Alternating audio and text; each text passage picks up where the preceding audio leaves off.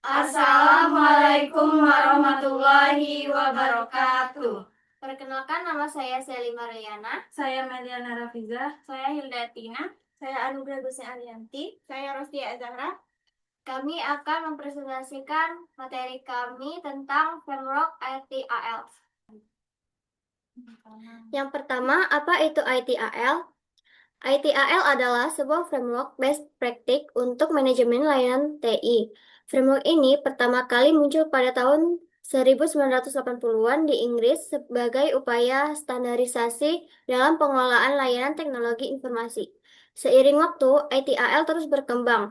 Versi 2 berfokus pada proses, versi 3 menekankan siklus hidup layanan, dan kini ITAL 4 menjadi lebih adaptif. Fokus utama ITAL 4 adalah value co-creation, yaitu kolaborasi antara penyedia layanan dan pelanggan untuk bersama-sama menciptakan nilai.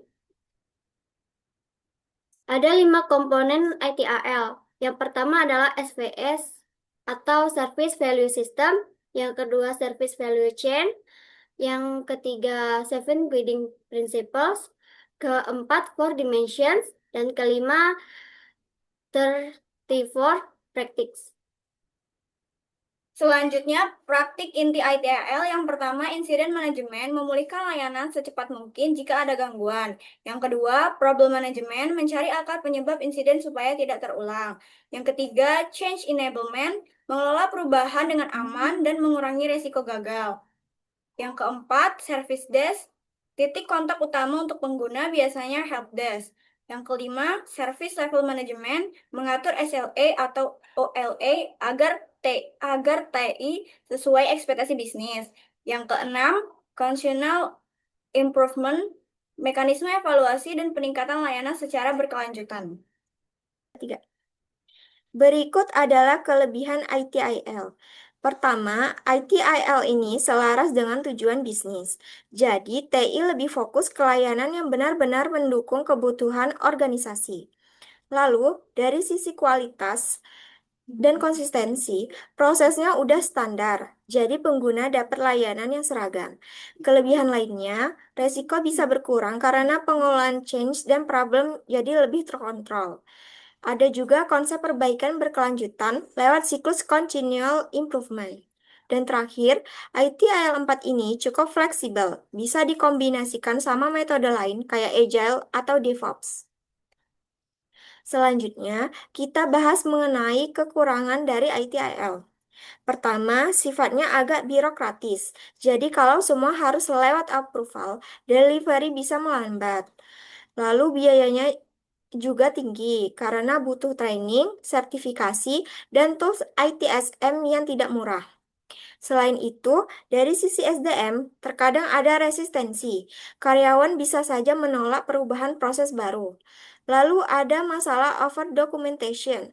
Terlalu banyak dokumen malah bisa bikin kerjaan lambat. Dan terakhir, organisasi bisa tergantung sama tool, apalagi kalau toolsnya mahal. Roadmap dan implementasi. Implementasi ITIL, pertama kita akses dulu kondisi sekarang dan masalah utama. Lalu tentukan layanan prioritas yang paling penting buat bisnis, mulai dari praktek awal, misalnya insiden manajemen, lalu jalankan pilot di lingkungan kecil, dan kalau sukses baru scale ke unit lain. Terakhir, lakukan continual improvement lewat evaluasi dan perbaikan rutin. KPI dan dampak.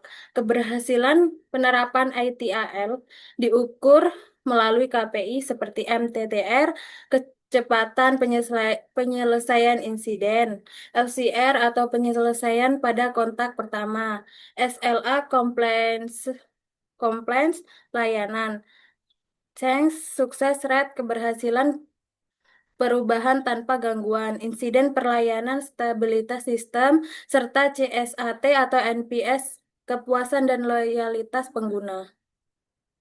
Kesimpulan dan rekomendasi. Kesimpulannya, ITIL adalah framework fleksibel untuk meningkatkan kualitas layanan TI supaya sukses mulai kecil dengan layanan pilot, ukur KPI, dan pastikan ada dukungan manajemen serta pelatihan. Hindari birokrasi berlebih, gunakan prinsip ITIL untuk adaptasi. Rekomendasi pertama, pilih satu layanan kritikal sebagai pilot, tentukan KPI awal, lalu jalankan perbaikan bertahap. Baiklah, sekian presentasi dari kami. Kami akhiri. Wassalamualaikum warahmatullahi wabarakatuh.